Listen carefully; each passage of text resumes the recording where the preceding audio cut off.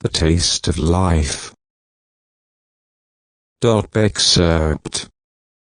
David was one of my few male schoolmates whom I knew in university. Due to the influence of my parents, I never gave a thought for romance, and I kept my distance with others. This is a Catholic graveyard. It is arranged neatly, giving a sense of quietness and peace.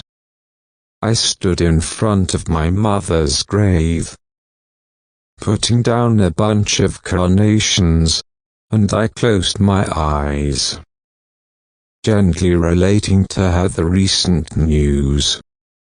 "Mother, I am going to marry next month. It is David. Are you happy? Will you bless us?" At that time a gentle breeze came nourishing our faces.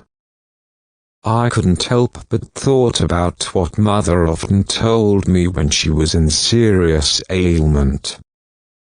"Miranda, be tough. Don't be scared. I believe one day you will meet a person who love and care you."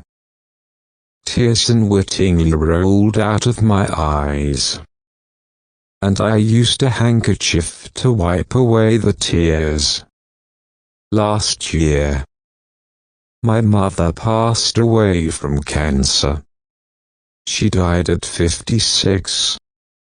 Mother used to be a person of optimism, but since my father ran away with another woman, additionally he had left behind some debt for us to repay.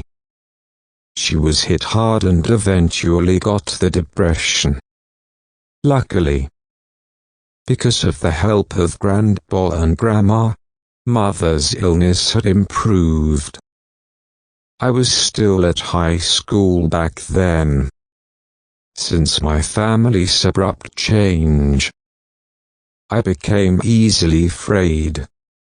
When I was nervous, I would subconsciously take out chocolate to eat. To me, chocolate had become a medicine to relieve stress. David was one of my few male schoolmates whom I knew in university. Due to the influence of my parents, I never gave a thought for romance, and I kept my distance with others. On the day of my graduation, Mother, Grandpa and Grandma attended my graduation ceremony. When we took photos in the campus for my last remembrance, David came to me, holding a box wrapped with colorful papers. "This is a graduation present for you," he said. After I returned home, I found a card inside the package, which wrote, "Miranda, I made those chocolates. I hope you could truly savor the taste of chocolate." And I found chocolates with various types, which seemed to be a bit awkward in shape, inside when I opened the box. But it had quite a good taste. Mother, you are right. David does love me. You have told me already at that time, though I thought it was just your imagination. True. I have been avoiding my romantic affairs. Afterwards, David and I occasionally went out for lunch, and I always treated him as a good friend. Because I went to work, the burden of Mother was lighter. Cutting down the number of part-time jobs from 3 to only 1. I naively thought we could live happily together. Until one day, Mother suddenly got ill. It was already very serious. The doctor was unable to help. Mother, I knew you were not afraid of your illness. You were just worrying about my future life, and were afraid that I would be uncared for. Mother, don't worry. David will take care of me. Mother left less than 3 months after suffering from cancer. My addiction to chocolate got more serious. I could skip formal meals and just ate chocolate to relieve my hunger. One day, David gave me a present of his handmade chocolates, said, "Miranda, I know what you are suffering. But eating ample chocolate to avoid problems is not a good way to solve problems. Life is similar to chocolate, they are bittersweet. But this taste is still memorable.